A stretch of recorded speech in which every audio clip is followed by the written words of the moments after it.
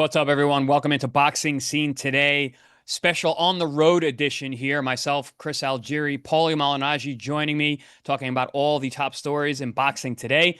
But we're on the road. We got Lester Martinez fighting this week over in San Bernardino. So the champ and I are in San Bernardino getting ready for the media events all week. But we're still here to give you guys the news each and every day at 1 p.m. So thanks for tuning in. Champ, how you feeling? What's going on? I'm good, man. Just worked out, showered, ready for the show. I'm not good in that. I left my laptop in the airport yesterday, but I'm on my phone. which is not a first time for you, right? No, it's second time in 2 trips actually, unfortunately. And the problem I have is that usually I was going to check the YouTube comments. So, champ, I need you to check the YouTube comments because I'm out of commission. I'm using my phone for the Zoom. Oh yeah. But yeah, we'll get those in. I apologize to my YouTube. I apologize to my YouTube compadres. I love interacting with you guys, but unfortunately, I'm technologically inadvanced, and I'm also very forgetful.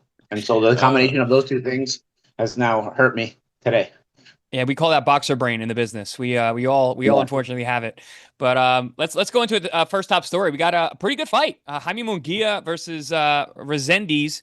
This is a fight that was in discussion a while. Jose Armando Resendiz, the guy who upset Caleb Plant recently, put on a great performance, really excellent showing that night. So they were in negotiations for this fight. It broke down. We thought we were gonna see it already, but then there was talks of Resendiz and possibly Jermell Charlo, which also broke down. Munguia is still trying to prove that he belongs in the group with all these guys. So now they have been added to that crazy Cinco de Mayo May 2nd card. But good fight, champ. What do you think about this matchup? Yeah, I was hearing also rumors of Resendiz and Jermell Charlo for a little bit. I was hearing rumors of Resendiz and Edgar Berlanga. But Resendiz and Munguia, I'll take it. You know what? I'll buy that, especially as not a main event, as part of a big extravaganza card. With Benavidez and Zurdo as the main event. That is a solid fight for to be featured on a show like that. I like it. Also a Mexican card, a heavy Mexican card. Mexican versus Mexican rivalry, just like Zurdo and Benavidez has that Mexican tinge to it. I like it. So that's 2 bangers on that card, because I really think stylistically Munguia and Resendiz really line up well in terms of how they're going to go about the fight. Exactly, they're gonna fight. Resendiz is still very hungry and young. He's got that like youthful exuberance, and Munguia is a guy who's been there for a while, but is looking to get back. So I think even Munguia has a lot to prove in that he's got to show something since failing the test, right? I mean, he got beat by Soraz, and he beat Soraz in the rematch, but he failed the drug test. So now people are going to be sort of skeptical of him and what he's accomplished. So it's an opportunity for him to also get back on it. And again, Mexico versus Mexico rivalry. It's a nice little fight. I think the main event's a banger too. You got Zurdo and Benavidez. That's. I mean, I don't know how that fight could miss. I think those guys both are gonna throw a million punches. It's gonna be. There's a lot to prove. I think the Mexican machismo is really gonna be all on display. Who do you like? I think all of these fights, honestly, there's a lot to prove, champ. Because even Resendiz, he's gonna want to keep ascending from after a big win. People are gonna say, a loss here would really derail him. Was a pass to prime Caleb Plant. Okay, well, and I'll take on Munguia. Maybe beat Munguia too. I'm sure there's always going to be critics that'll say it was a pass to prime Munguia as well. But Resendiz with a chance to rise against these guys who have been champ, but maybe a little bit past their prime, and it's a chance for him to sort of pick up these scalps. I don't think Munguia is certainly necessarily past his prime. I just think he's just been tarnished. Taking a bad knockout loss to a French guy who's not really known as a puncher, and then also failing the drug test. And then even the Canelo thing where they're talking about, Canelo carried him, which at the time everybody was mad about, but you look at it now and kind of their relationship, it's like maybe that was actually true. So I think a lot to prove for him as well. Canelo hasn't knocked out anybody. What did Canelo carry Berlanga too? What did he come on? I think Munguia is a better fighter than Berlanga, and Berlanga also went to this with Canelo, So I don't know. I don't necessarily think the carrying thing is just there. I think Canelo just. It was a talking point, something that was people were thinking about. Canelo would just slow down in the second half of fights late in his career. That's what I'd noticed. So it would just par for that course. But yeah, Munguia certainly hasn't had the best look in the last few years. He hangs around. He remains a viable name, and so this fight presents itself, and it is a big name, a big opportunity against a fighter where styles make fights, and the fight could be fun. But yeah, I think he's going to want to look at this as a chance for him to get back on there. Because remember, Resendiz was just an opponent for Caleb Plant prior to beating Caleb Plant. So Munguia could still treat him as such if he's sharp. Who that being all said, who do you like? Who do you favor in this matchup? Mm. Right now, honestly, I'm going to go a little bit with Resendiz, man. I think Resendiz is a little hungrier. I think he's got a little bit more of that youth exuberance. He's determined. Not to say that I know the psychology of Munguia at the moment, but he just hasn't seemed like he's had it in the last few years as far as his ability to push himself the way he used to, the way he had that ferocity. Munguia was always a very ferocious fighter, easy to hit. He was flawed, but very exciting and very ferocious. And it just like, I don't know. Of late, I haven't seen that from him. And Resendiz, this might be an opportunity for where he may be there for the taking for a guy like Resendiz, who's ascending himself. Yeah, and Resendiz is a guy that a couple fights ago, I actually called the fight. It was Elijah Garcia, and he ended up getting stopped. And Garcia, very very good prospect, but a guy his career hasn't really panned out as much either. But that was at 160. As soon as Resendiz moved up to 68, he turned into a different guy. This might be a situation where the weight was really affecting him because he looked so damn good in that plant fight. I don't care what stage of Plant's career you're in. Plant's a difficult guy to deal with, and Resendiz Yeah. fought a great fight. Yeah, yeah, and beat him on energy too, which is what you Yeah. would think from the younger guy. So he may be able to reach in and get that energy from himself at a weight where he's more comfortable at. You mentioned young guy, Jose Armando Resendiz is 27 years old. That's right in the prime. That's a great Right in the age. Yeah, prime. it's a great I age. mean, let's see And he's not how used up. He does have some losses, but he's not used up. yeah, he lost to Marcos Hernandez, who's he's a bit of a journeyman type guy, a good journeyman, but he beats prospects on the way up. But let me see, Munguia's 29. Both these guys still under 30, Yeah. so that's what I mean But about Munguia's taken a Munguia. lot of mileage. Munguia's brain Yeah, he started been really run young through a too. little bit. Because remember, all his fights were wars. I remember being in the Anaheim in the pond. He would fight those fights. I remember I was at the fight live when he fought. I think it was Rosado. Well, they tore into each other, man. The Yeah, crowd was on his feet. It was a really good fight, but he constantly was having those kind of fights. Derevyanchenko, like those kind of fights where he was just getting hit a lot and with high contact fights. Those will slow you down and age you a little bit. even the Bazinian fight, Bazinian when they fought in that Yeah, that was a fight. It was a high contact fight. He yeah. was having some trouble in that fight, ended up stopping him late. But yeah, you're right. I Hmm. mean, he has been in some really tough fights. He's been KO'd, by Suras. We saw that. So that Hmm. Derevyanchenko fight. That was an absolute war. Yeah. But that's just the way Sergey operates. Yeah, man. Do you so in terms of Munguia, you Mhm. alluded to it a little bit. Maybe a bit past his prime. Have we seen the best version of him, and now this is just where he's going to be? Or do you think that a win here, it's like, all right, he's I, back, he's still got it? Champ, the thing about it, being in the position Munguia is in is a win anywhere. A win anywhere automatically puts you back in the mix. So you've already built your name. You're in the room. You got that reputation. So you you get a good win, a big win, a high profile win. And this would certainly be a high profile win because fighting Resendiz, who's coming off the win over Caleb, and fighting him on the Zurdo Ramirez card. Zurdo versus Benavidez card. That is a high profile win and a high profile fight, right? So if you have the reputation of a Munguia, you get a win like that, you're automatically back in the circle of trust, so to speak. So I Yeah, don't know if he's at his best, but he certainly puts himself in positions to get the money fights, championship opportunities, and opportunities to add to his legacy, re-add to his legacy, because he's already done pretty well in his career. yeah, and like you said, the platform being on an undercard like that on a Cinco de Mayo weekend, tons of eyes. I think it's a really good support for the What entire card. what are the comments saying, Jim? Are you access to the comments? I don't have it up yet. Let me see if the truck has got it up. You guys Because got anything I for know me? the guys are commenting about this. I know people are gonna have opinions on something like this, man. A really great fight to be added on the card, and the fans I think are gonna be really excited about it. Yeah. We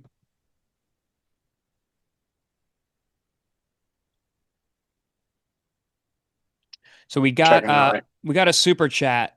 It's kind of Huh. random, not on the topic of discussion right now, but going back to Najee Lopez, obviously coming off that fight of the year type fight over the weekend, people are still really excited about him. So they're asking a fight with him and Katiev, that super tough guy that David Morrell fought. What's That's tough, man. that's a That's tough tough. fight. I don't know. What do you think? I think Katiev right now might be a little much. I I I I like the fight we I were think. talking about before, the Anthony Yard or the Buatsi. I think those fights make a Mhm, lot of sense, and they actually could mhm, tell it got Najee excited when those names were brought up. mhm, mhm. Katiev is like one of those guys whose skill level is much higher than his profile. Super dangerous Yeah, fight, high risk. yeah, You know, yeah, yeah. um, And also Najee is going to be in constant wars if you're not careful with him, and his prime is not going to last long. So you want to rush him into a fight with a guy like Katiev right away coming off the Gallegos fight, or do you want to develop him a little more? I think that fan who wrote that from the standpoint of exciting fight is yeah. probably thinking that way. And certainly you look at Katiev and Najee from an exciting fight point of view. Yes, absolutely exciting fight. Is it the smartest move to make right now to fight Katiev if you're Najee Lopez? Probably not. All right, now we got some good comments from people actually talking about this fight. Jesse Underland, 32-37. Jaime shouldn't be getting any title shots at all. He's coming off a loss and a drug-fueled victory. It's criminal that he did not have to have the win taken away. Good comment. Good comment. Yeah. Interesting Oh, he comment. didn't have the win taken away. They didn't take away the win. What was the Ross? He didn't. No, he actually edited himself. He said the win was taken away. Oh, okay. Good catch. What about how does this title fight? How is it a title fight? Caleb fight wasn't for a title, right? Good question. No, I think it It's not was. a title.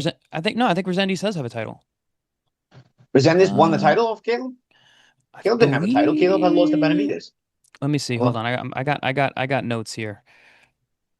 and that was prior to Crawford beating Canelo, so there's no way that. Yeah, but in those situations was a super champ. I think Canelo could have been super champ, or Crawford could have been super champ. Um, Was elevated. Nah, come on. yeah, I don't have it. I don't have it in my notes exactly, but um, Either way, the another. guy's got a point, But this Yeah, is one of those situations where it's not the first time we see it. It's not going to be the last time we see it. Boxing does this, and this is one of those criticisms for the sanctioning bodies and for the commissions and all that, so on and so forth. It's a matter of pick your poison. What do you want? Do you want the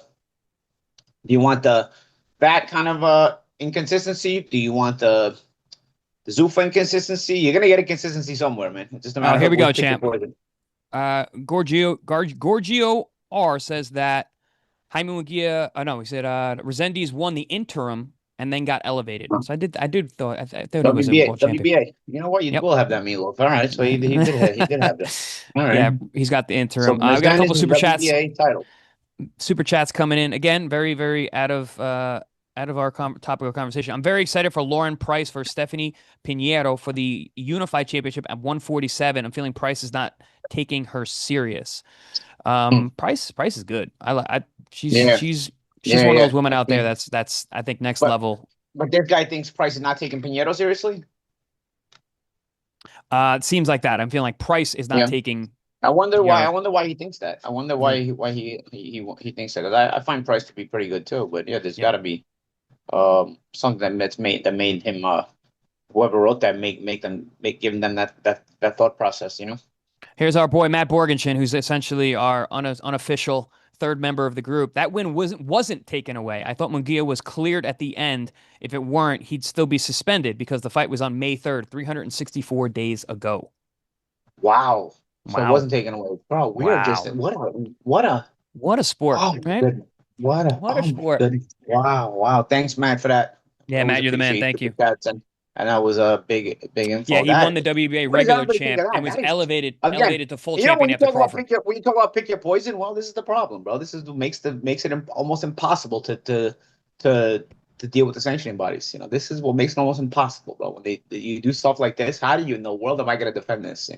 That is absolutely uh you know totally spineless, but whatever. It is what it is. So We this got guy's gonna fight on me in a second. William said Jaime Munguia getting the Ryan Garcia treatment. Well, not Yeah, really, same because thing with Ryan's Ryan, Ryan's right? fight Yeah. was taken away though. His win was taken away. Ryan, that fight The became a win no was taken away. contest, Yeah, so he's getting better and than the Ryan Garcia treatment. yeah, better Yeah, than he's Ryan. getting even better. Yeah, Shows the and that's popularity unbelievable and who you know. because Ryan's very popular and Munguia is not as popular as Ryan, and yet he's getting better than No, the Ryan Garcia treatment. exactly, That's that Canelo exactly. affiliation, maybe. And remember, Yeah. Canelo Well, when he got that's what I was suspended, thinking. Canelo only got Who suspended 6 months who when he you got know? suspended anyway. Remember? Mm-hmm. Mm-hmm. Yeah. Oh, I just lost my rundown. Great. Huh. But What what else we got going on? So Munguia and Resendiz signed for May 2nd. So far, we only got those two fights on May 2nd, right? What's that, champ?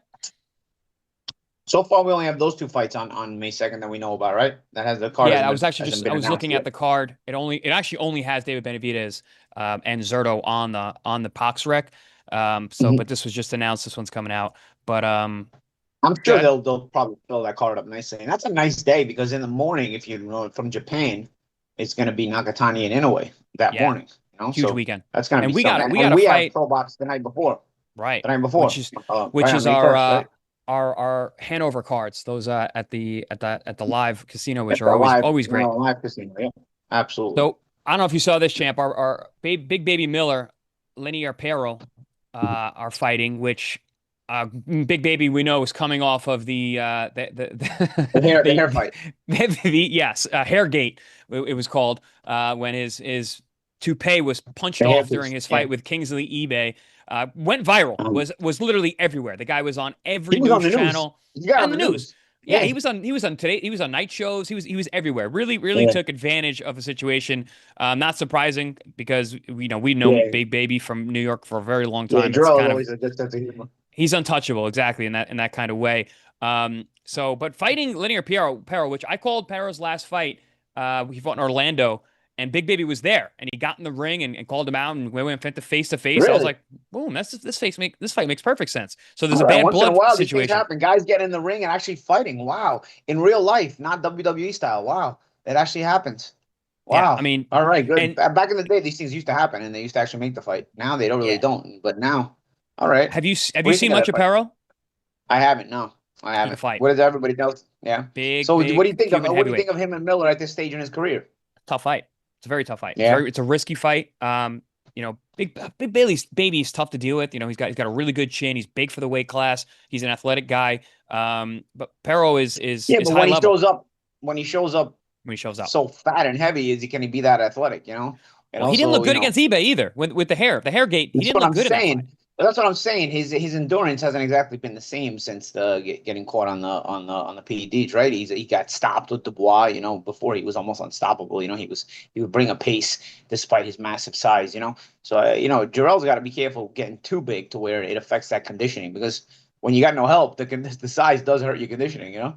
He's also getting older too. He's not getting any younger, and dealing with that extra weight is difficult. But when you get older, you typically learn how to maneuver and burn less energy and BS your way through the fight. Style, and figure out how to win. You old man, we call the old man in it. Yeah, but which especially in heavyweight you can do, but that's just not the way Jarrell ever fought. He was always a high contact guy. Jarrell was always imposing on you. He was always making you uncomfortable in that way. Wouldn't hit you super hard, but be consistent. And as a heavyweight, that's a big body in front of you, and physically, demanding of you. It would cause a lot of guys a lot of issues. Discomfort. Yeah, that's the word I'm looking for. Well, he used to break guys. He would get a lot of stoppages. Not, again, like you said, not the biggest puncher, but he would break guys down, overwhelming them over the rounds. He got a lot of late round stoppages against tough guys. What does Piero do with it? What is Piero doing? Pero he's Cuban, man. He's super solid, but he's like the new age Cuban. These more aggressive Cubans. He's also a heavyweight. Yeah. So technically he's very, very sound. He's big, he's strong, very athletic. I was really impressed when I did my homework looking him up. Not an easy fight, but important caveat, this is a title eliminator. WBA is the super WBA belt is held by Usyk, and the regular belt is held by Garcia.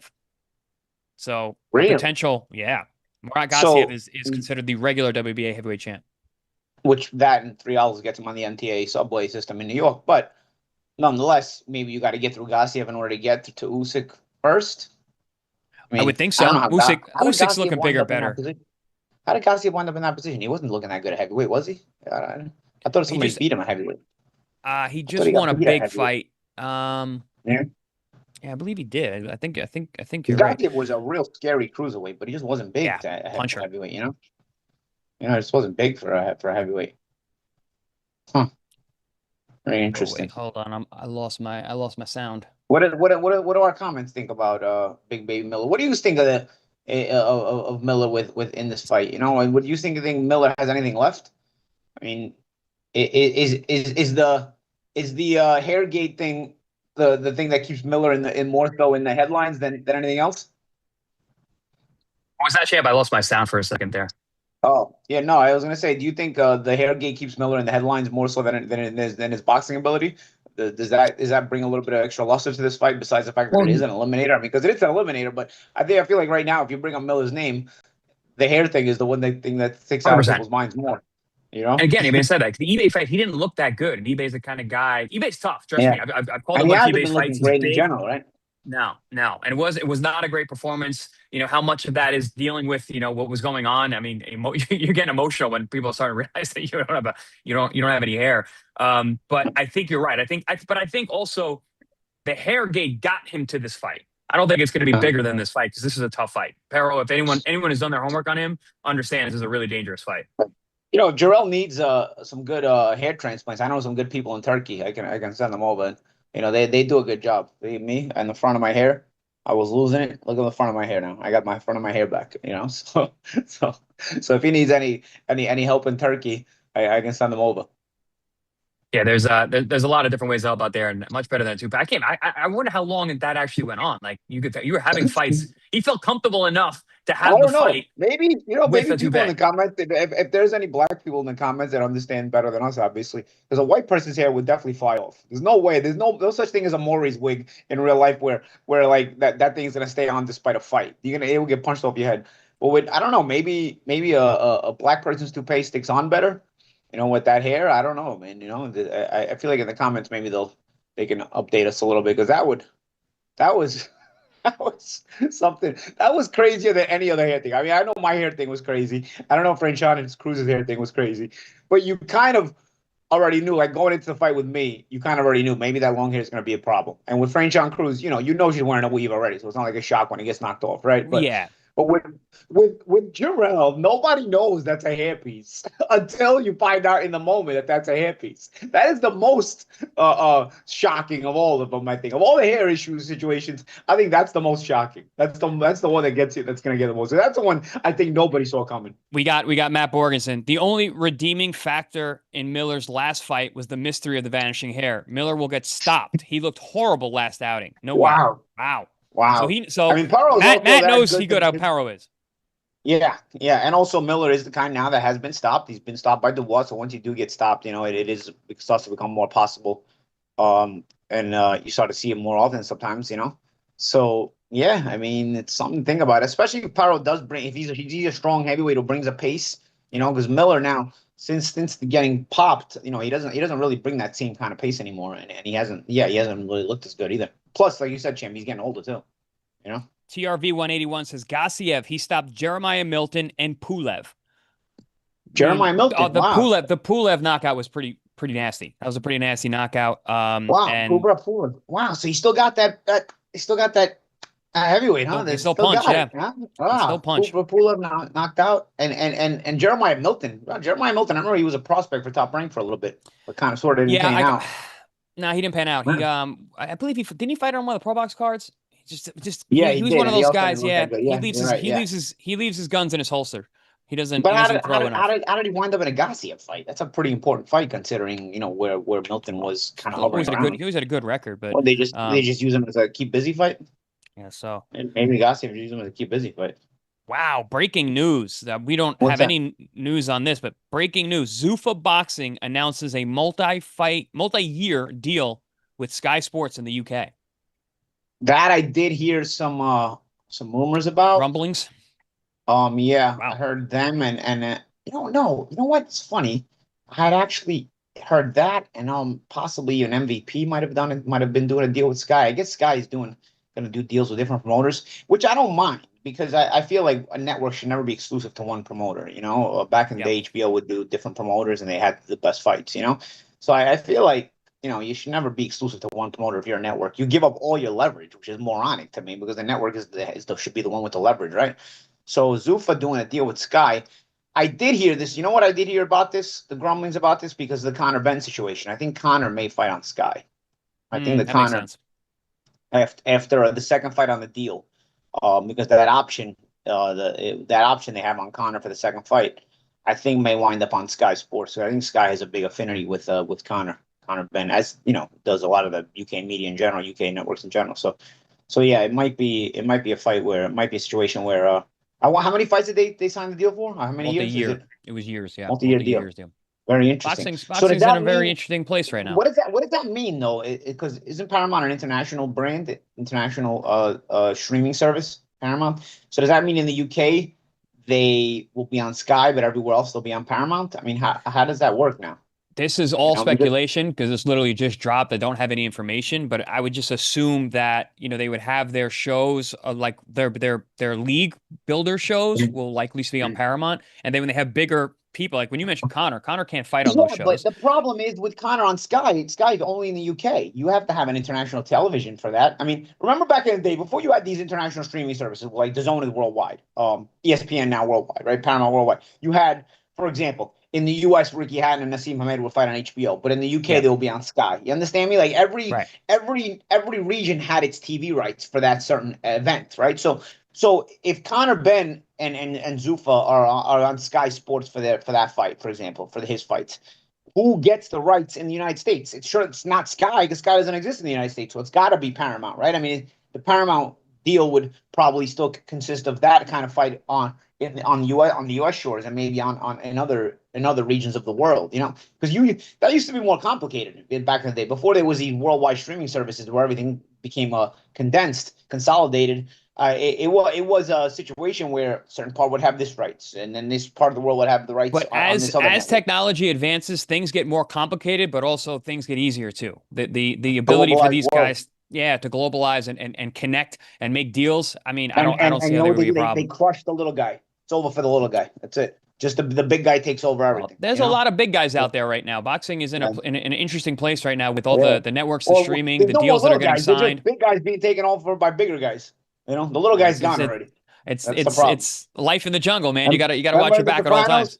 Remember The Sopranos when they tried to extort the Starbucks guy, and he's like, "We don't have cash. We just do a wire or whatever." He's like, and they couldn't. What do you give it? He basically, I'm remembering it vaguely, but he wanted to get money. He couldn't get money. That part. And then they go out of the store, and it's like, "Do you believe that? It's over for the little guy." You know, because the little guy, you can rob him. The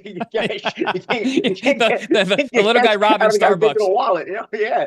So, in reality, the little guy's gone already. It's just big guy being taken over by bigger guy, and that's what's happening right now with these TV rights deals. You know. Yeah, we are out here in San Bernardino, California. We have the Lester Martinez fight this weekend, fight Emmanuel Aleem. We're going over to the media workout in a couple of hours. So let's go shoot it to. So we're going to. You found out? Are we going to? We are going to. We're going to be there, champ. It's going to be at Robert Garcia's. Nothing like LA traffic all day long, right? I can't wait. Robert Garcia's gym over ringside. We're going to go to commercial break. Guys, don't go anywhere. Come on back. We got top stories coming up in our second half of the show. And leave you come. On Saturday, March 21st, Probox TV delivers history-making championship boxing on a very special edition of the Contender Series. In the 10-round main event, Guatemala's Lester Martinez will look to be crowned his country's first ever world champion when he battles Emmanuel Aleem for the WBC super middleweight title.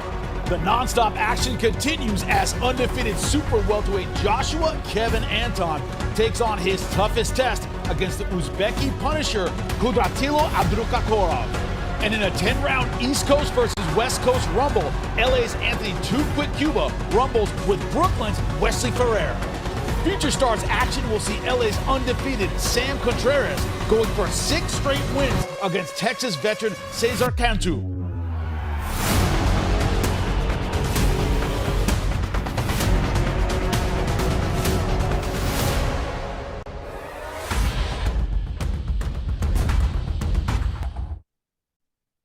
Welcome back, everyone, to a very special edition of Top Stories on the Road. We are in San Bernardino, California, on location for the Lester Martinez-Emmanuel Aleem fight this weekend, but we're still coming to you live each and every day. Myself, Chris Algieri, Polio Manaji, and we are joined by our guy, Tris Dixon. Welcome to the show, Tris. What is up with this new deal coming out? Top Rank, DAZN. DAZN is carrying Top Rank now. Matchroom, Queensberry. It's a good thing, no? Hey, Good guy. Chris, you're very good at this, by the way, Chris. That was very seamless, that intro. I liked it. It was good. It was good stuff. I'm getting my reps in, Tris. Getting my reps in. Yeah. Hey, it's interesting, isn't it? I mean, it's been on the cards for a little bit, and people have sort of been whispering and talking about it this week that it was a thing. And yeah, it's great. I think, it's still a little bit vague exactly what it is, okay, and what the deal is. Like, we are hearing obviously 10 to 12 fights per year, which is promising, right? A show a month, which is great. But then the details that are out in the public domain are like the budgets are not breathtaking. And so what kind of fights are they going to be? But then, they've paraded the stars out today. They've had Keyshawn, they've had Shushu out on the stage, and, they're looking, and Motaya, like, they've had all these guys out on the stage, like, saying that these are the guys that are coming. So I don't know. I mean, it's kind of like a wait and see, but it's good that they've got a home. Let's be honest about that. Obviously, they've been in a really uncomfortable limbo for, what is it now, like 8-10 months, but it feels like an eternity. July of 2025 is when the deal with ESPN and Top Rank officially ended. Yeah, and then they've done so well. We spoke about it last week, getting the guys on shows and getting them wins, and building their stock and building their experience and stuff. And I don't think they've got loads left to do with Teofimo or Shakur. So there's a couple that have sort of slipped through the net in that period of time. And they've recently, Michaela Myers gone to MVP, and some of the other fighters have gone. But it's interesting times, and I think obviously possibly the most exciting thing about this is that if all of these pro promoters are on the same network, is it going to make it easier for these fights to happen? Eddie Hearn was saying on an interview the other day, he's now looking to do more business for Top Rank. That's good. There's some good fights out there. Josh Kelly's and Zayas for one. So is this sort of logjam that we've had for years? Are we finally at the end of the road with it?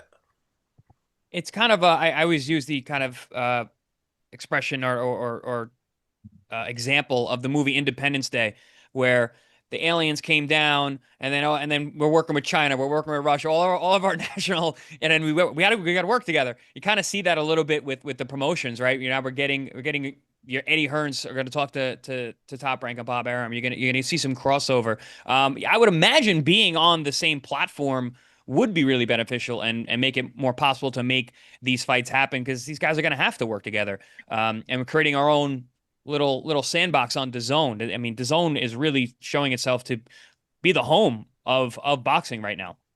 Yeah, I think it's interesting, where Golden Boy plays a part here as well, because we don't know what their future looks like for sure. Like, I don't think that's been ironed out for sure. So, we're talking now with the assumption that Golden Boy is still under the umbrella, but we don't know that for certain about the long-term arrangements. And what's going on with that? Because they had the DAZN card the other night on the Golden Boy card, right? That was the Fondora, Gabriela Fondora, and Jojo Diaz and Barbosa. Barbosa. That was a DAZN card. That was a Golden Boy card, right? So what was yeah, that so about? I believe the situation was the deal ran out at the end of 2025, and now it's sort of been fight by fight since. Okay. So they're still in talk. Probably, so that means they're probably still trying to iron out a long-term deal. But in the meantime, in the interim, they're allowing them to put shows. That's interesting. I think that's a positive. No. I mean, hey, look, as long as nothing's broken down, and like I said, and it's interesting what you said there about it's kind of like you said, Independence Day. It's almost like the Avengers, isn't it? With these guys coming together, looping up together. Because I spoke to Robert Diaz about this the other day, and it must have been about 3 or 4 weeks ago, and he said that these guys have all got to start working together, or there's big trouble coming their way. And is this the embryonic stage of all this happening, with the governing bodies, the sanctioning bodies, and the promoters all starting to work together? Because if it is exciting. The potential for big fights, big fight cards is very exciting. Well, I'll tell you what. You guys made a movie reference to Independence Day. I'll make a movie reference to Forrest Gump, because Forrest Gump, when he said it, and when he started making a lot of money with the shrimp business, he said, and then now we don't got to worry about money anymore. And I said, that's good. One less thing. Well, if they're all under the same umbrella, we don't have to worry about fights getting made. Well, that's good. One less thing. Yeah, and I was trying to see where that was going to go, Paul. That was, you have such a fantastical Forrest mind. Gump. You gotta have it. Gotta have the movie references. And I actually heard you guys talking about the Zuffa deal as well over here on Sky Sports, which is obviously big news over here today. That again, that one's been talked about and rumored about for a long time. What I find interesting, and obviously I know you were talking about the Conor Benn situation there. There's lots of things I find interesting because all we've seen so far is Zuffa in the Apex, right? And so, how are their UK shows going to look? Because I don't think, knowing the people at Sky that I know, I don't think that they would like the uniformity of the Apex shows. I think they want the characters, the personalities, and that kind of stuff. And I don't think the vibe will be the same over here. I think it will be different. And I mean, I'd be interested to know like who's on the broadcast. Are they going to use the US guys or the UK guys? Because Sky have a team and they've retained their team, and now they've got to deal with MVP as well. Will they have their own guys on the broadcast? I think and this is probably why we heard about this story like 2 or 3 months ago, but it's taken a while to get over the line. They probably would have wanted this for the Zuffa rollout, for the first show. And now, I think their first show is that they're showing will be the fifth one. So I guess there's been all this stuff where they've been going back and forth for the last few weeks, trying to iron out what these shows are going to look like. I've got an interesting comment here from one of our listeners. Paramount Plus isn't available in Puerto Rico, I'm being told by so where are those Martin fights? Quadrado. Yeah, so that's an interesting thing because Champ, you brought that up. It's like, well, yeah, Sky's over there. Like, how do if we're coming together? Paramount's not in Puerto Rico. So what? I don't know how true that is. We can get confirmation. How do they watch Rico? How do they watch the fights over there then? It's got to have somebody's got to carry it. This is where UFC as well. This is where they have their individual territory deals, because while Eddie is big with obviously DAZN, I think he's just recently signed a deal with Fox in Australia, right? Yeah. So I think that's that. The Conor Benn thing, by the way. I worked with Fox in Australia, and they were talking to me a couple months ago that they were going to go to DAZN themselves. They were going to link with DAZN, as DAZN was, has been doing and taking over a lot of the other networks in general, right? So. This is what the dinosaurs eating each other, right? The bigger dinosaurs eating the smaller dinosaurs. Yeah, that's kind of what we're talking about. Speaking of we were talking about DAZN and their Golden Boy deal and where they're gonna go. So interesting thing here, DAZN being involved with Ramirez versus Benavidez. Is Tris? You see that as like a good sign that DAZN's still willing to work with De La Hoya. It's not like, like you said, if it's not broken, then there's a possibility we can get Golden Boy back on DAZN. That's got to be another good sign, right? They're doing these one-off shows, but also they got a really big show coming up, and they seem to be working together still. Yeah, Jake Donovan's got a story about that on Boxing Scene today, and it is interesting. It is positive, right? It is positive. And obviously that bill is looking to grow as well, right? They were talking about Resendiz Munguia, and there's talk about Robin Safar and Ryan Rizicki. So like, that could be a decent bill too, and not just a good bill topper. But yeah, I think it is all encouraging. And when DAZN rolled out this new price plan, the ultimate package with a pay-per-view a month, there were so many skeptics, but you got to like hand it to them. Like, the schedule's starting to line up. It's starting to take shape, and you think, they got obviously Moses Atalma coming up. They've got Chisora Wilder, which is berserk, which is a crazy fight. Then they've got obviously Cinco de Mayo. I think they've probably got Inouye and Nakatani, and so wow. I mean, I don't know that for sure, but I believe it would make sense for it to be there. So yeah, I think their schedule's really starting to look up, and it needed to, because they took a lot of heat when they unleashed this ultimate package and started to sort of upsell everything. We'd heard pay-per-views dead and all the rest of it, and I think so. They sweetened the deal, so you feel okay, dip it into your wallet. It seems like. Yeah, and also, I know there is Zuffa and MVP are doing their thing, but, by and large, they're not quite the only game in town. Obviously, Gary at Probox would say that as well. Like, they're not the only game in town, but they are major players, aren't they? I saw Bob Arum say today something that Eddie Hearn's been saying for a long time: global home of boxing for DAZN. And if Bob's saying it, I was going to say if Bob's saying it, then it means something, but maybe he's telling the truth today and was lying. But we'll see. Yeah, he's still a promoter. I mean, the man wrote the book on it. I tend to trust what Bob says, unless he's really just trying to dig. But Bob's been around this business for a very, But very long time. Bob just signed with DAZN, so obviously now DAZN is the global home of boxing. Of course, he's going to praise them. But I mean, is it not? Look at all these different promotions that we have. If we start getting crossover fights, I think there's a good argument for that. Yeah, I'm saying the same thing. I mean, at this point, they've got the majority. Now they've got the large majority of the big players. Zuffa has made themselves a semi-big player so far, and they're ascending with their deal. But you're also risking being the only ones on a different network. And if you become the only ones on a different network, you essentially become, I don't know, the Bellator to the UFC. I got confirmation that in Puerto Rico, Paramount Plus is not available. So VPN, now, how do you guys watch? So, can anybody give us confirmation from something else? Then in Puerto Rico, how do you watch the UFC? How do you watch the Zuffa fights? I mean, there's always the VPN, which is a piracy hack to go around. I mean, you're not going to. There's no way they've likely got network deals like on other stations. Got to have a rights deal somewhere. Yeah, I'm wondering if any of you guys that are tuned in, if you have any other information about that, how do you guys watch the fights? Paramount is a lot. Paramount also gets the Serie A soccer in the American market. So I mean, what are you not going to have any of those things? UFC, major soccer, major boxing in Puerto Rico? No way. They've got to have separate deals. Well, maybe nobody cares about Italian soccer in Puerto Rico, but they care about the fights. All right, I'm just saying in general. I'm just giving you the overview that Paramount has a big amount of things in the North American continent. All right, guys. Paulie Malignaggi will not be moving to Puerto Rico anytime soon. He needs his Italian soccer hookup, or he's going to bring his maybe Fire they Stick. have it maybe they have it on a different network. Yeah, I'm not getting any. People are saying Fire Stick hacks, which again, piracy is not a good thing for our sport. We're looking for the legitimate deal that they have, not the piracy. Obviously, piracy is available everywhere. Does anybody know the legitimate deal they have? Do they have? I mean, they gotta have a legitimate network that has deals. Getting some interesting comments about people that we're talking about Bob and the fact that he's saying DAZN is now the global home. Like they're saying, yeah, but he's in the past he's dogged them. Droid user 0202 said Bob dogged DAZN not long ago. And then where else we got?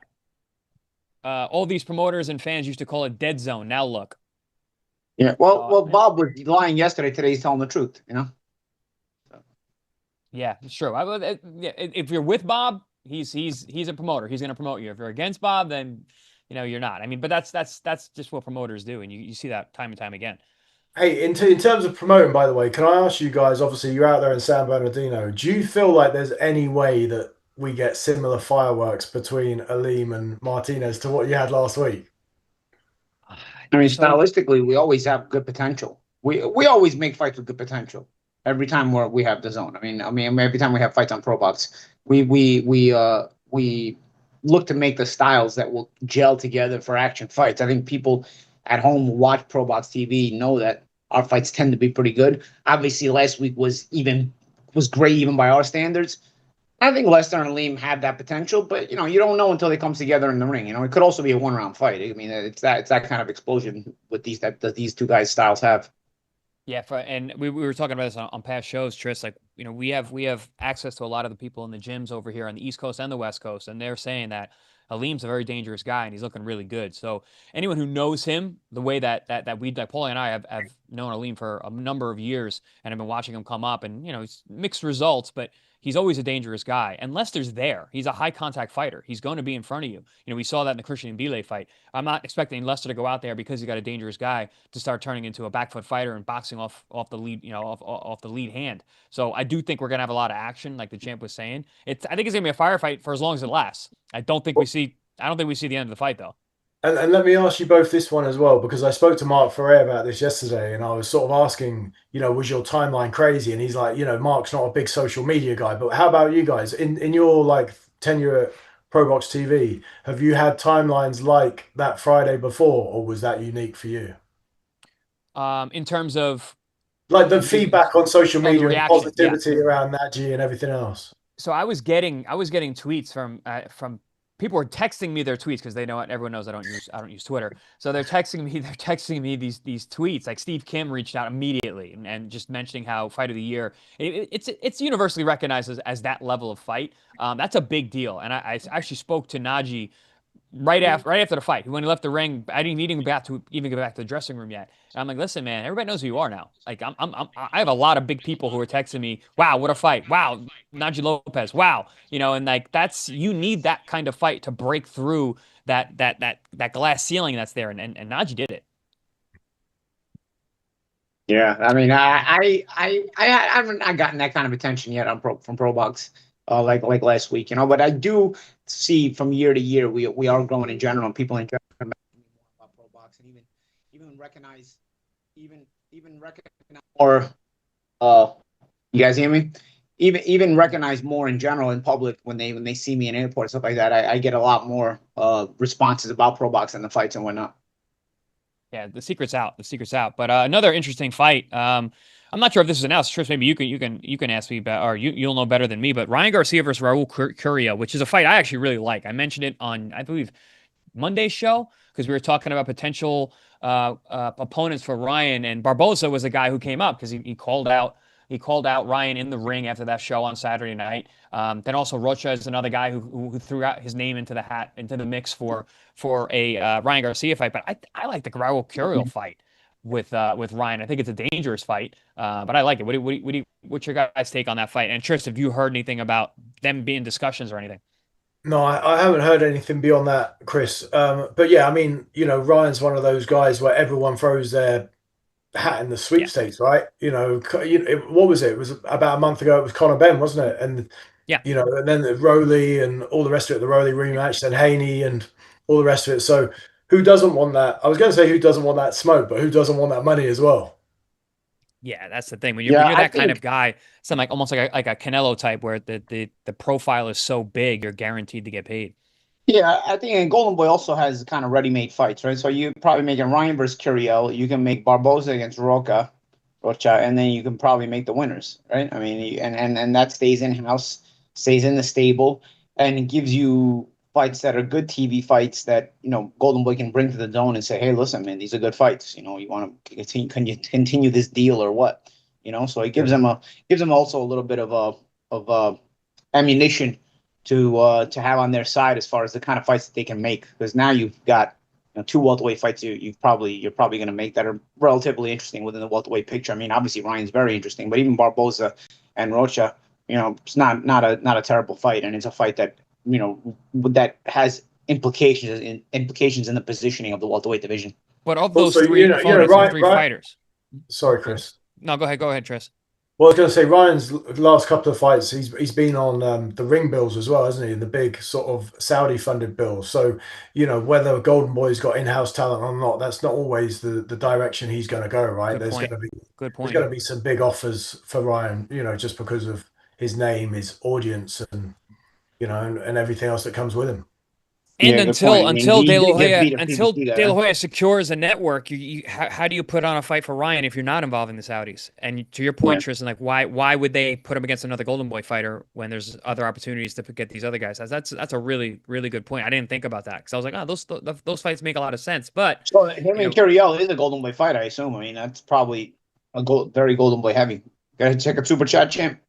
Well, we're also going to speak to Robert Garcia in a couple hours when we head over to his gym, and he trains Raul Curiel, so we can speak to him about it. But we got our guy Matt Borgensen once again. Why does nobody bring up Liam Paro versus Ryan Garcia? That's a solid fight, and he just won a fight at welterweight. Well, Liam was actually going to fight for the IBF welterweight title against Crocker, right? Was it Crocker? Crocker just pulled out. So I'm not sure what's going on with Paro. I think they're trying to make that fight. I think if Liam beats Crocker for the IBF welterweight title, it's certainly a viable fight. It's a good name mentioned by Matt Borgerson, because you could probably, it's an easy unification to make. Ryan versus Paro, easy fight to make. Unification, again, welterweight implications, worldwide implications in a solid welterweight division, and Paro has a name recognition. He's beaten Subriel Matias. He put the first loss on his record. He has a fight with Hitchens that he lost, but he's known on these shores as well. So certainly if Paro is able to beat Crocker, and I think that fight is due to be rescheduled later in the spring or early summer, then yeah, maybe Ryan and Paro, if Paro is successful and if Ryan's successful over Kirill, maybe make that fight. And Paro has a big following in Australia, I would imagine, right? Yeah. Australian fighters, the Australian fan base is really pretty good. good following. Not as big as Zoo, but because he was going to be the of course. co-main event of Zoo, even in not a non-title fight, but even in Zoo's non-title fight, but nonetheless, a good enough following and a big enough following, and it's a growing following. Yeah, I want like to say Paro that because he's Paro's a road managed warrior. by Brian Peters as well, who manages Katie Taylor and Prograis and stuff, and he gets his fighters in some good slots. Obviously, he's got Regis, the Conor Benn fight. You know, he's looking to get Katie Taylor out in Croke Park in Dublin. So he's the kind of guy that could make something like that happen. Yeah, and he's and Paro also just signed with No Limit. He had been with Matchroom, but Matchroom didn't really do a lot with him, you know. So he went back to Australia and signed with No Limit, and he's been sort of, you know, rebuilding up there with them. And like I said, this fight just fell through with Crocker, but I think it's due to be rescheduled. I'm not sure. I think Crocker is a Matchroom fighter, so I think maybe Matchroom didn't plan on losing the purse bid, and that's what ended up happening, right? And then so the fight wound up going to Australia, and maybe they weren't prepared to do that, and they had to pull out for the moment. Yeah, that kind of leaves Liam Paro out there, but yes, he's a guy. I'm glad someone brought him up. Matt Borgen once again bringing up an important names. Liam's a good fighter, and he's one of those guys. I like him because he's willing to fight on the road. He's willing to come in as he did in the Matias fight to be quote unquote the B side in his hometown. He went out there and fought a very smart fight and ended up, you know, upsetting the champion. So yeah, he's a very viable guy. I'm not sure if his profile will be big enough. Also, he's a dangerous style for Ryan. You know, you got a southpaw, you got a guy who can punch a little bit, and he's been looking good at welterweight. So yeah, I don't know if that one lands. Yeah, I don't know what's next for Ryan. I mean, he really is in the driver's seat. You know, we've got that. We've got that. Right? What's that? Raul Curiel's next for Ryan first. Well, no, we don't. That's not confirmed. That was just something that was brought up. Okay. Yeah, so we're not sure if that's actually next or not. I mean, Ryan again is in the driver's seat, but listen, you got to pay a big bill to get Ryan, you know, to fight. Well, also, by the way, Chris, I mentioned Conor Benn there. Obviously, Conor Benn's got Prograis in April, so like they'll probably see how that shakes out as well. Yeah, absolutely. But that one is confusing because of everything that's going on with Zuffa and the signing. I know people are saying it's a one-fight deal, but is it really? 15 million for a one-fight deal doesn't make. Yeah. So, but to make that money back, yeah, you need a guy like Ryan Garcia to be an opponent for a Conor Benn in order to make the money make sense. Is that a realistic fight? Is that one that they can come to terms on? I feel like that would be a very difficult negotiation. So I think Ben Garcia would sell in the UK. How do you think it would do in the US? Ryan sells. Regardless, Vegas, New York, anywhere. Well, when I heard the rumors about this, it was Haney or Shakur with Ben, and those guys would have to go to the UK because Ben has more following there. But if the Ryan Garcia fight would come up, then Ben would have to go to the US. So Ryan Garcia's popularity, I guess, supersedes Ben's popularity in terms of that. That's again what I was hearing. But there was also names like Shakur and Haney being brought up as well, and they would actually go to the UK, from what I was told. I mean, either way, I don't think Ben wins any of those three fights. But regardless, I mean, that's the way we're going. Trish, you can confirm this, but I believe that Ben went on record and said, like, I don't want to fight a guy like Haney who's going to run. And I can't imagine he's going to think any differently of a Shakur, even though that's not true. Didn't he say something like that to that extent? He wants to fight guys. Maybe, but I mean, I think he would have his head turned by the right offer. And also, like, him and Shakur have had this back and forth for ages. Like, they've been DMing each other about fighting and stuff. Haney, I'm not quite so sure about, but I mean, Conor is mad, right? When he's had those fights, you know, with the likes of Peter Dobson and the one he had in Florida as well. Like, the big name Americans were calling him out. Like Tank, Haney, Shakur, like they all want the Conor Benn smoke for various you know you're low hanging fruit when Tank's calling you out. You know you're low hanging fruit. When Tank's calling you out, you know you're low hanging fruit. Jumping up 2 weight classes. Tank doesn't want to fight anybody. So and you know what? And I know, like, people are talking about storylines in boxing being a thing now, almost like it's WWE. So there's backstory with all of them because they've all given it out via social media to one another. So they're kind of plug in and play. But I mean, in terms of, I don't know. It depends on what the brain trust behind Ben wants, right? If they're looking for 3 or 4 fights, they're probably not going to match him with 2 or 3 of those guys in a short space of time. But what are they saying with Shakur on social media? What was happening with them two on social media? Were they arguing? So yeah, they were on the Ariel Helwani show together once, and then apparently like they've been DMing, talking smack to one another ever since. But surely, I mean, I don't know. I guess Connor's. I'd like to think Connor's probably a good businessman in terms of that. Surely he can't look at his own fights and look at Shakur's fights and think like, I can beat that guy. There's no way. Like I can't imagine.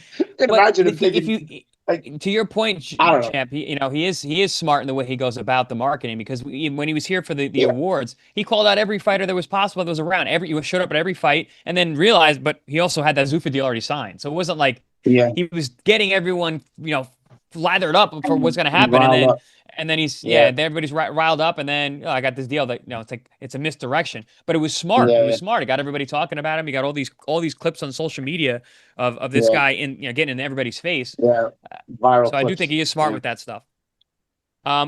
Tris, what's the thoughts over in the UK about the fight, about the Prograis and Ben matchup?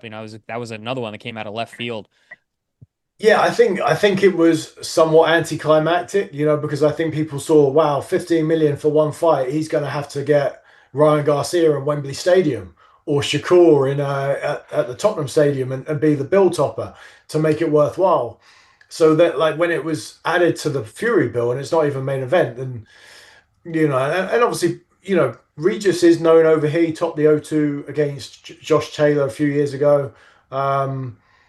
He's not a household name here, but obviously boxing people know that he also is not going to be at his best at 150 pounds. He was at his best a few years ago, and so 37 years old, hasn't looked particularly durable lately. Yeah, and so there's the cynics out there just say it's a perfect platform for Ben to look good. And I suppose all eyes then will go on to his next step, but it's it is interesting because obviously you're loading the bill with them and you're assuming that you've got 2 huge ticket sellers, but we'll see how it all shakes out on the night. Yeah. Well, guys, we're gonna shoot the Lester Martinez fight, which is this weekend. Paulie and I are here in San Bernardino talking about this big fight coming up with Lester Martinez versus Emmanuel Aleem this Saturday. Make sure you guys tune in. But here's a little promo, a little commercial break. But stay here. Tris, you are hanging with us, I believe. We also have Lance Pugmire joining us on the next show. So see you guys in a bit. Don't go anywhere. On Saturday, March 21st, Probox TV delivers history-making championship boxing on a very special edition of the Contender Series. In the 10-round main event, Guatemala's Lester Martinez will look to be crowned his country's first ever world champion when he battles Emmanuel Aleem for the WBC super middleweight title. The non-stop action continues as undefeated super welterweight Joshua Kevin Anton takes on his toughest test against the Uzbeki Punisher Kudratilo Abdulkakorov. And in a 10-round East Coast versus West Coast rumble, LA's Anthony Too Quick Cuba rumbles with Brooklyn's Wesley Ferrer. Future Stars action will see LA's undefeated Sam Contreras going for 6 straight wins against Texas veteran Cesar Cantu.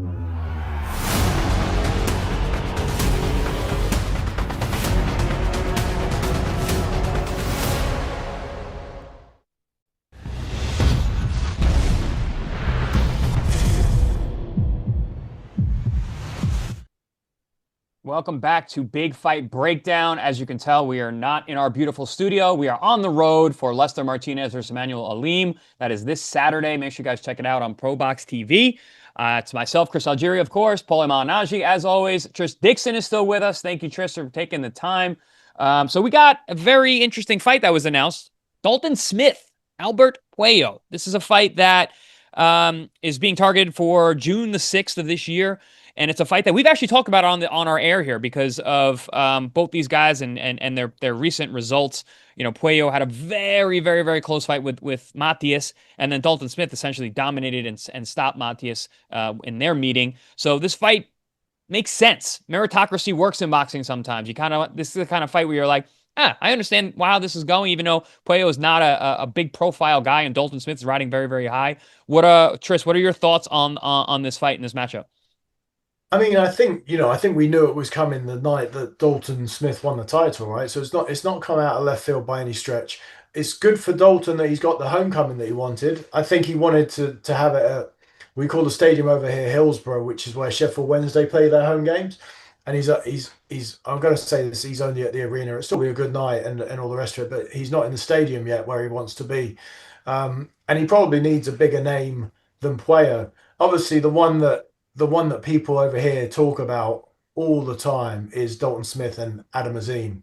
You know, that's been about, I don't know, I want to say 3 years where people are saying like these guys are on the come up together, they're going to collide. You know, there was a time where Aleem had the European title and Dalton was #1 and Aleem relinquished, and then there's been little windows where they could have met, but like it's building, it's definitely building. And Adam Aleem was due to fight obviously a few weeks ago and he pulled out, he got injured, and now it's Ramadan, so his career's on hold until after that. But yeah, Smith Puello, it's a good fight. It's a banana skin, right? I would say it's a banana skin. It's not, Dalton Smith, and certainly when you look at the comparable results to Matias, he should be able to, you'd think he would overcome, but Puello... Boxing math don't math, Tris. Boxing math don't math. No, it doesn't. It really doesn't. This guy beats that guy, so he's going to beat that guy. It doesn't work, does it? But yeah, I mean, if Dalton Smith is as good as he looked against Matias, he's going to be a very, very hard night for anyone, isn't he? Right? Because he was on fire in New York. Like I thought, I've always rated Dalton highly, but I wasn't sure he had that in his locker. Outstanding. He surprised a lot of people and really made a name for himself against a guy that was looked at one time as a boogeyman, and that's Subriel Matias. But champ, we spoke about this off air. This is a very dangerous fight. Our guy Matt Borgensen with a super chat says, "I don't. Dalton's feet concern me versus Puello. I got Puello." What's your take on how dangerous Puello is? I mean, Puello can be dangerous. He does have some awkwardness. He's an energetic guy. Yeah, I mean, Borgensen makes a good point. I don't know if I favor Puello in the fight, but certainly it's a bit of a tricky fight. I like what Tris was talking about with the Aleem fight. That's interesting. Why? I wonder how that fight hasn't been made, right? Because Tris, you mentioned that Aleem was European champion and Dalton was his #1 contender, and Aleem vacated. Yeah, exactly that. I mean, that was a bench along boxer, Eddie Hearn Matchroom. That means that Aleem was ahead of him in progression, right? I mean, he was a European champion and Dalton had no title. And so Dalton has surpassed him? We had a very similar... This reminds me of Carl Frampton and Scott Quigg years ago. They were sort of like, each fight, they would just like pull up alongside each other. Then one would fight, and the next guy would nudge ahead and so forth. And these guys are similar to, it reminds me of that. I think they're both world class. But like, it's just about like who's got the best resume. And obviously Dalton beating Subriel now means his resume is better, so he will therefore be ranked higher, and obviously he's a world champion. But there are people, not least Shane McGuigan, who trains Adam Aleem, who thinks he's the next big thing in British boxing. I really like what I see from Aleem. He looks the goods, really looks the goods, and he's been beating solid fighters and beating them down. Yeah, that's a great point, guys. I really like that fight. I really do hope that thing comes together. I mean, but we'll see. Because Borgerson says Puello beats Dalton, and if that's the case, well then Aleem and Dalton would have to be for no title as opposed to for a world title. Also, can the promotional boundaries be overcome too? Because obviously Aleem is with Boxer and Dalton is with Matchroom, and do they even work together? Is there network affiliation problems there too? Right, because Matchroom is with DAZN and Boxer is with BBC, right? No, but Boxer have done the deal, so their fights are on DAZN as well. So, like, maybe that is going to make it easier down the road. I mean, I don't think Eddie and Ben. That's what we were talking about earlier, right? Where all the network, all the promoters are coming together under one umbrella. If that's the case, that certainly has to be a fight that gets made. I mean, that is a no-brainer. that is a no-brainer. But let's see what happens with the Puello fight first, and if Dalton can continue to ascend or if he's knocked off. Also, Dalton and Aleem are both real big 40-pounders, so we could see them bring this back up at 47. If they end up kind of crisscrossing each other and not meeting while the time being, maybe these guys will reconvene and bring this back at 47, because I don't know how long these guys are really going to stay there. Dalton, obviously, is a world title. He's going to keep it as long as he can. And Aleem is probably would like to pick one up before he moves up. But I think the future of both those guys is probably at welterweight. But I wanted to bring something up quick because for people who may not know Puello, he's been in with some top flight opposition. He's got a win over Gary Antoine Russell. You cannot overlook that. Gary has looked really, really explosive and dangerous. He's one of those guys. He's got a very disruptive style, and he does well with punchers. Dalton Smith showed himself to be a puncher, so I think it's an interesting matchup. Boy, it was inconsistent though too, but I didn't think he'd be Sandor Martin. You know what I mean? Like it goes back and forth, right? I mean, it's kind of he's an awkward. Every guy. fight's close. They're all split decisions. All of his fights, they're all super close. He never really runs away with it. Doesn't really put the he doesn't separate. Coffin, so to speak. What do you think, Tris? Yeah, I think one thing that I think is important to note when you get up there, and Puello's had these fights now, is Dalton probably is the fresher guy of the two as well, and possibly bigger. Chris was alluding to the fact that he might be going up to 147 sooner than later. I think his size and freshness, against someone like Puello could be too much. He could be, I'm not going to say a weight bully, but he could be a bully in there. He could be, if he gets on the front foot and starts having some early success. Was it Jose Pedraza? And I know it's different fights and stuff, but he was brought out there at the end of his career. Not saying Puello is, but Dalton showed that if there's any sign of weakness, he can step on you. Pedraza or Zepeda? Zepeda, yeah. Zepeda, he looked good in that fight. Zepeda is a former sparring partner of mine, very, very talented guy. One of those guys who was really good but never got the title. We're also joined by Lance Pugmire here. Lance, thanks for joining us. I'm looking at that background. Where do you got going? Where are you coming from? I raced for the RGBA, the Robert Garcia Boxing Academy. I was told that you guys would be here. Obviously, you're not, but I'm here. Happy to help out, guys. Yeah, Paulie and I are jumping in the car right when we're done here, and we're headed over there. So we will see you firsthand in a little bit. But yeah, Lance, we're talking the Dalton Smith Alberto Puello fight, which is targeted for 6/6, June the 6th. What are your thoughts? What are you hearing about that matchup? I haven't done a lot around that, like Tris has. I think what Smith last fight out. I mean, how can you not be moved by that story? I mean, that's the thing that strikes me, is that he's a great boxing story. Like you guys were saying, it has been in so many close fights. I'd like to see, for the sake of the sport, they're a little gritty. Well, we're having a tough connection here with Lance Pugmire, so we're gonna keep it moving. Yeah. So the future for Dalton Smith, if he is to get by Puello, who apparently some people are predicting Puello, getting more and more comments about that. But you guys are both leaning towards Dalton Smith, the champ. It seems like you are, for sure, right? Yeah, I'm. Hold on, guys.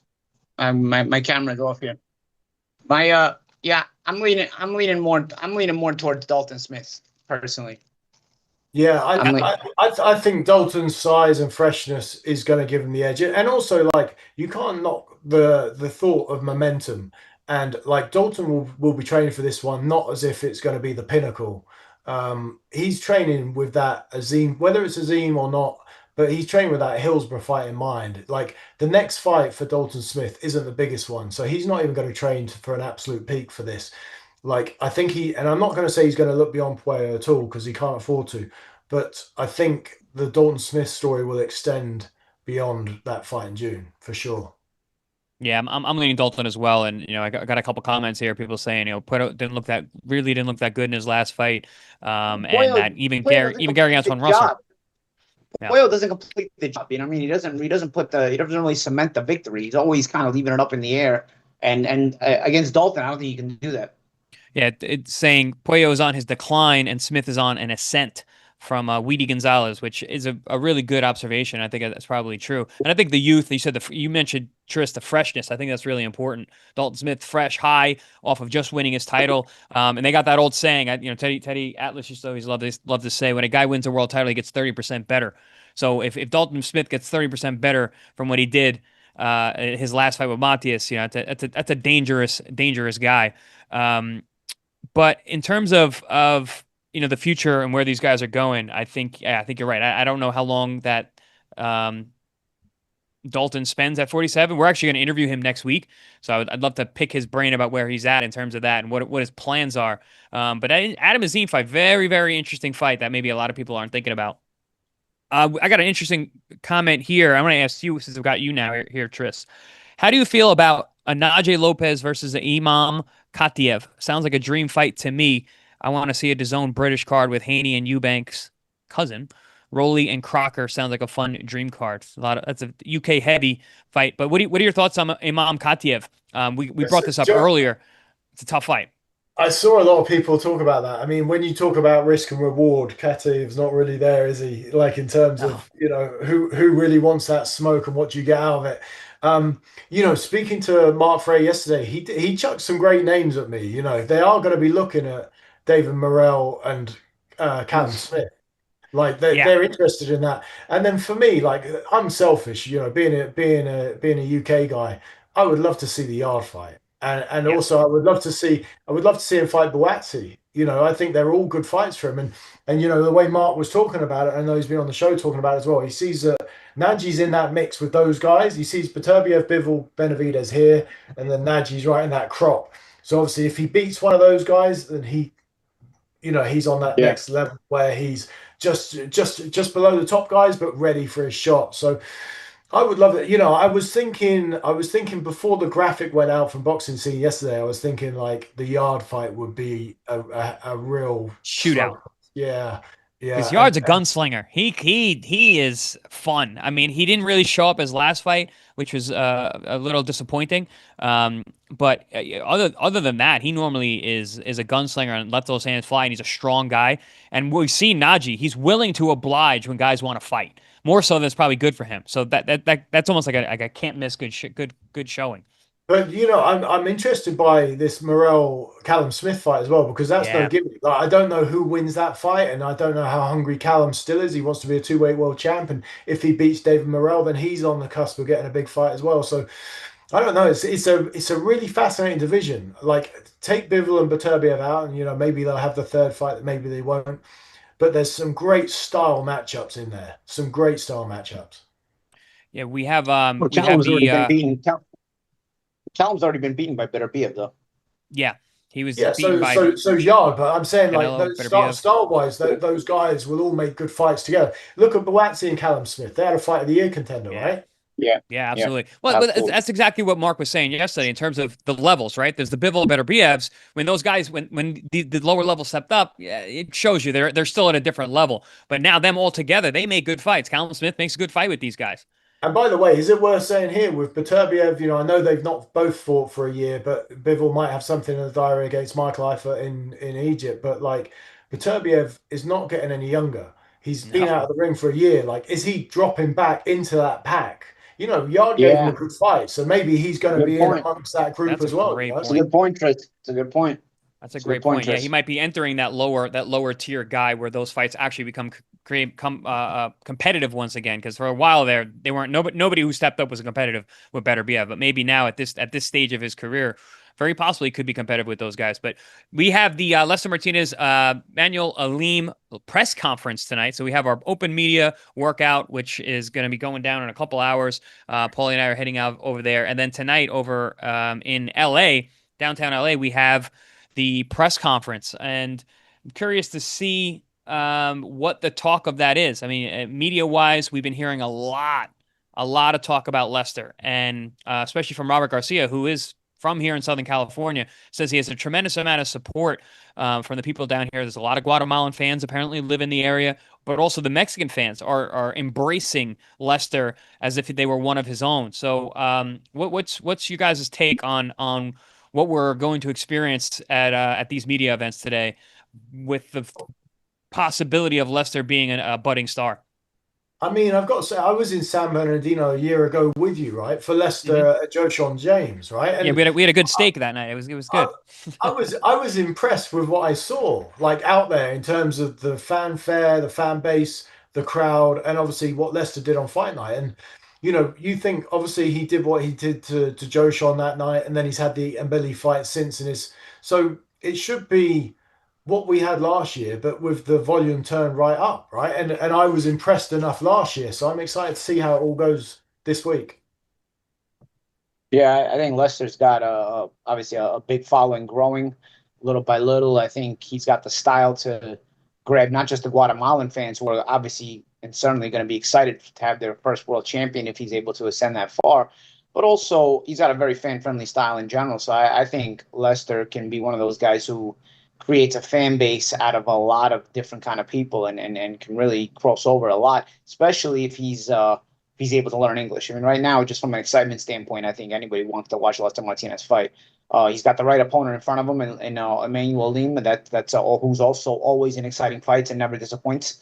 So I think stylistically, this fight can only help the turnout and the curiosity about Lester. Then if he's able to be successful, I think again you wind up creating a situation where he's growing not just among the Guatemalan fan base but also among fight fans in general. Hey Chris, let me ask you this, Chris. Hey, do you think it helped Leicester that he got the draw and was like the sympathetic figure at the Allegiant Stadium? Do you think that's helped his profile? The fact that everyone sort of, I don't want to say everyone, but people thought he was hard done by and not getting the decision that night.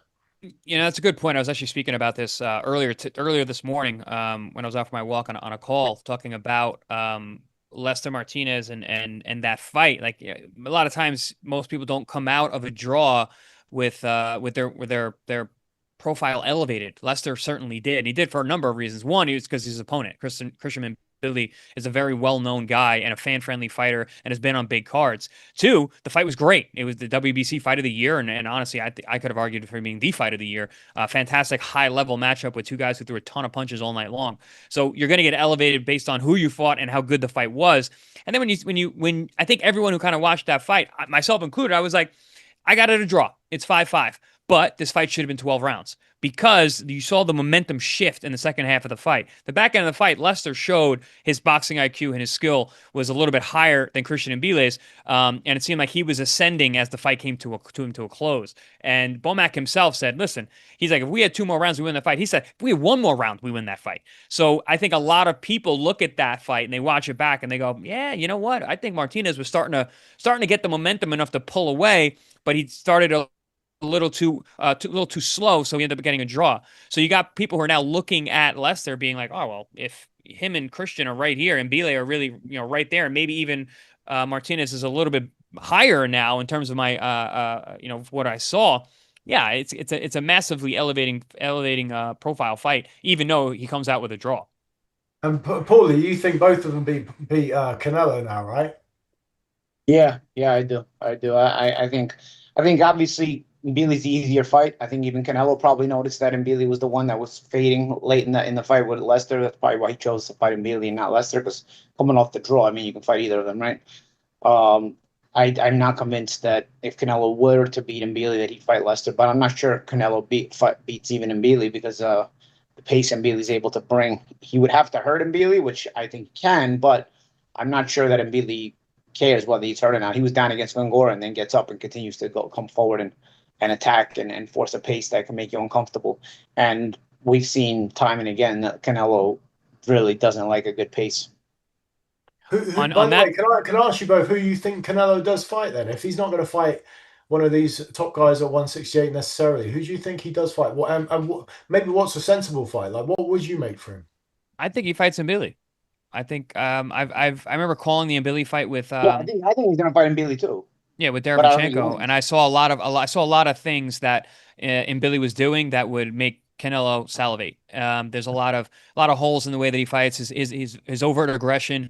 He's open for counters. Derevyanchenko was fighting with one arm that night and was able to do really well with body shots and just utilizing he was using basically a southpaw jab from his rear hand. It was very, very impressive. So it showed you the IQ maybe lacking just a little bit, and just certain things where he had his head over his front foot. There's going to be opportunities for a lot of the punches that Canelo still throws really well, because he's, take what you will, he doesn't stop guys anymore. He still knocks all these super middleweights down, and he's a much smaller guy. So I still think he has enough to get by a Christian Billy, and I think that's why he's going to be the next guy. Now, does he see Lester after that? I don't know, because I have a hard time seeing how Canelo can beat a guy like Lester, who's looked as good as he has and is on such an upswing. But and on that note, before the what do you call them? The Canelo clown. Before they chime in on the chat here, we're gonna let you guys go. Make sure you guys keep checking us out every day. We are live, same time, same channel. Also, the press conference will be on the Probox TV channel. So if you want to see the press conference tonight between Lester Martinez and Emmanuel Aleem, tune into Probox TV. Until then, we'll see you guys tomorrow. Chris, thank you so much for your time, and Champ, we got to get on the road now.